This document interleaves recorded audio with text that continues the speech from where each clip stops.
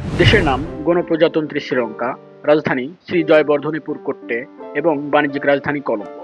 সরকার ব্যবস্থা সংসদীয় প্রজাতন্ত্র, সরকারি ভাষা সিংহলি ও তামিল।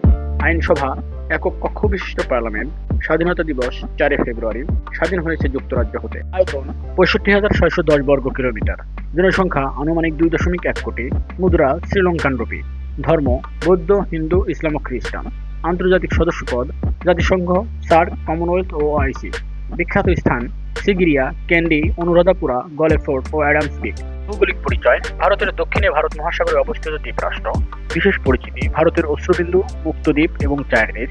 শ্রীলঙ্কাকে বলা হয় চায়ের দেশ কারণ এটি বিশ্বখ্যাত সিলন চায়ের জন্য বিখ্যাত, ও ভারতের অশ্রুবিন্দু বলা হয় কারণ দেশটির আকৃতির চোখ থেকে পড়া এক ফোঁটা অশ্রুর মতো।